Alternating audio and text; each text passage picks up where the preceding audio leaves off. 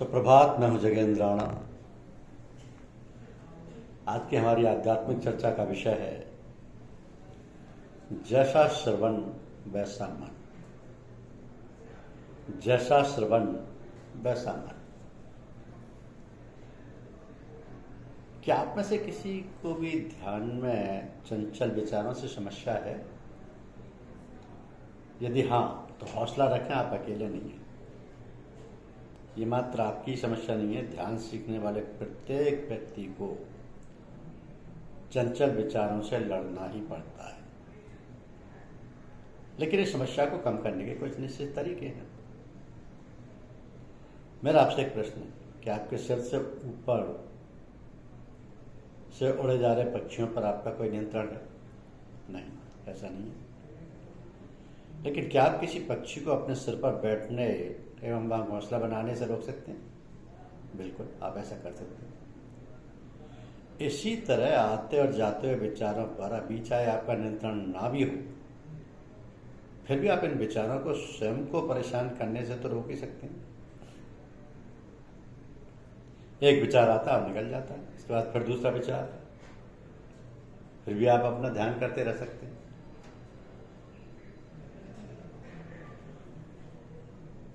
ओम, प्रविधि, क्रिया योग, निश्चलता, जो भी हो,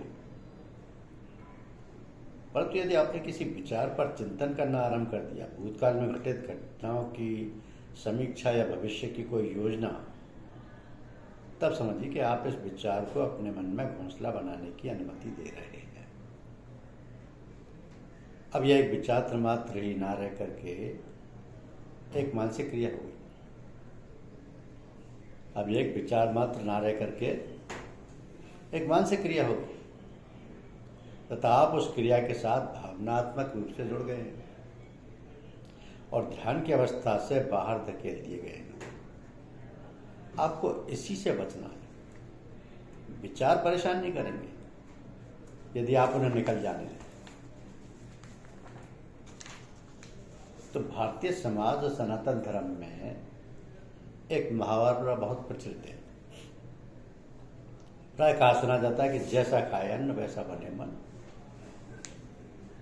जैसा खाए अन्न वैसा बने मन। और बात ठीक भी है कि भोजन आहार का प्रभाव शरीर, मन, बुद्धि, चित्त पर गहराई से पड़ता है। हम इस बात को जान पाएं या ना समझ बने रहें। जान पाने समझ जाने से लाभ ही लाभ है, और इस विषय में ना समझेगी तो रोगों, कष्ट और तमाम विपत्तियों को निमंत्रण पत्र। तो भारी गरिष्ठ भोजन के दुष्प्रभाव तो थोड़ा ख्याल करते ही पता चल जाते हैं। भोजन के बाद यदि पेट में जलन होने लगी है, अथवा वायु या गैस का प्रकोप होने लगा है, अथवा पेट में दर्द होने लगा है, तो ये ग्रहण किए गए भोजन का विश्लेषण यानी विचार करने पर तुरंत पता चल जाता है कि हमारे गरिष्ठ भोजन का ही कुप्रभाव है, दुष्परिणाम है। और भोजन के विवेक यानी हमको क्या खाना चाहिए, क्या नहीं खाना है, से हम तमाम शारीरिक बाधाओं से बचे रह सकते हैं। तो ये तो भोजन के स्थूल प्रभाव हैं, जो हमें थोड़ी सी सावधानी, थोड़ी सी जांच परख से सहज ही पता चल जाता है। किंतु भोजन के जो प्रभाव, सूक्ष्म प्रभाव, सूक्ष्म संस्कार है, जो शरीर के आगे मन, बुद्धि, चित्त को बहुत गहरे तक प्रभावित करते हैं, हम उन्हें इतनी आसानी से सहज ही नहीं जान पाते। इस तथ्य को स्वभाव में रखते हुए पुराने महात्मा लोग, साधकगण हर जगह भोजन ग्रहण नहीं करते थे।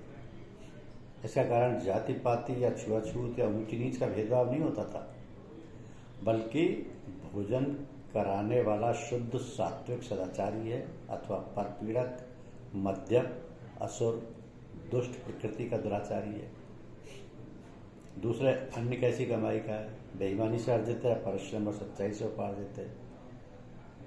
तीसरे फिर भी ये देखते कि किस भाव से बनाया गया है, भगवत भाव से या रोधो कर जीव कर बेगार भाव से। और चौथे फिर तो ये सोचते ही थे कि बनाते समय साफ सफाई व पवित्रता का पूरा ध्यान रखा गया है कि नहीं। इन्हीं सब बातों का विचार कर भोजन करना स्वीकार करते थे। अब इस विषय को ठीक ठीक हृदयंगम करने के लिए महाभारत की उस ऐतिहासिक घटना का पुनः स्मरण कर लेते हैं कि महाभारत का युद्ध समाप्त हुआ था। पितामह भीष्म सरसैया पर पड़े हुए अपने देह त्याग हेतु सूर्य के उत्तरायण होने का इंतजार कर रहे थे कि एक दिन भगवान श्री कृष्ण ने पांडवों से कहा कि विश्व का महान युग पुरुष धर्म नीति शास्त्र तत्ववेत्ता संसार से विदा होने वाला है, चलो उनसे कुछ ज्ञानार्जन मार्गदर्शन स्वरूप आशीर्वाद प्राप्त किया जाए।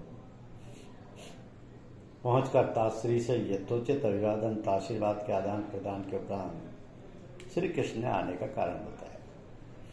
पितामह जब धर्म तत्व का विवेचन करने लगे तो थोड़ा सुनने के बाद द्रौपदी को हंसी आ गई।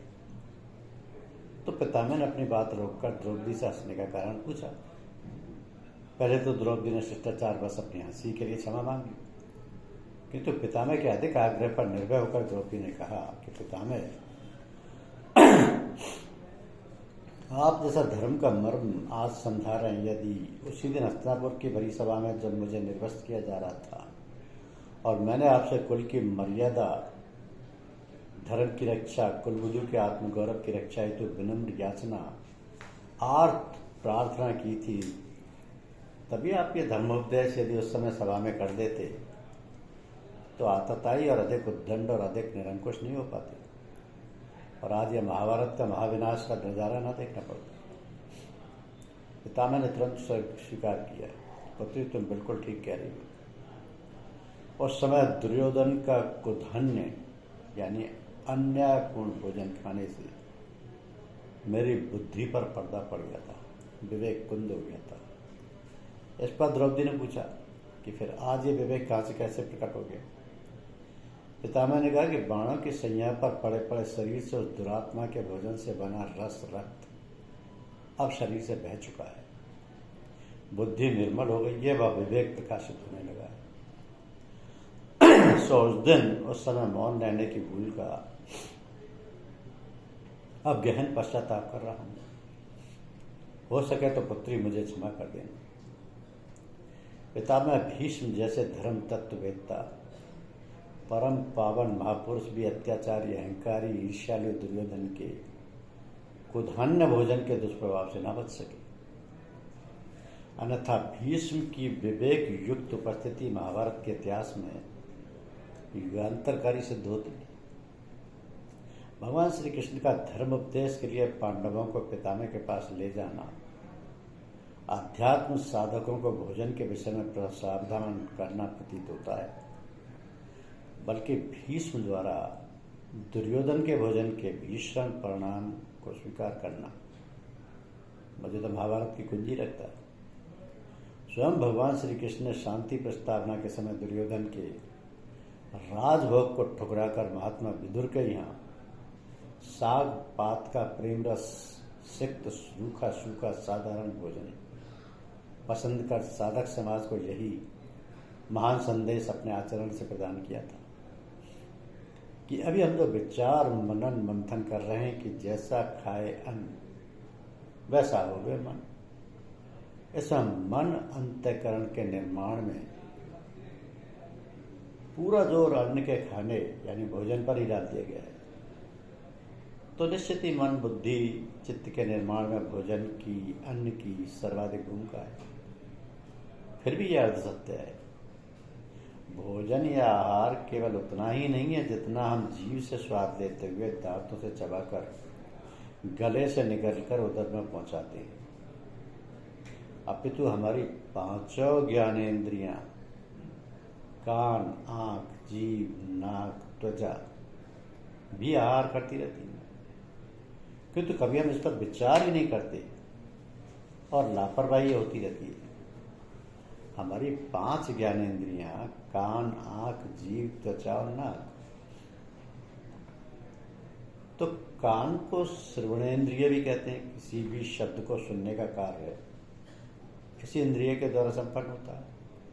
सुनना, श्रवण करना क्या है? किसी शब्द या ध्वनि को ग्रहण कर अंतःकरण तक पहुंचाना इसी श्रवणेंद्रिय कान का कार्य है। इसे यूँ भी कह सकते हैं कि ध्वनि का भोजन करते हैं तो सुनने वाला एकदम से चौंक जाता है, विस्मित हो जाता है, ये क्या कह रहे हैं। इसका कारण है कि यहाँ आहार शब्द का अर्थ संकोच हो गया और केवल मुंह से खाए गए खाद्य पदार्थों को ही हम भोजन कहने लगे।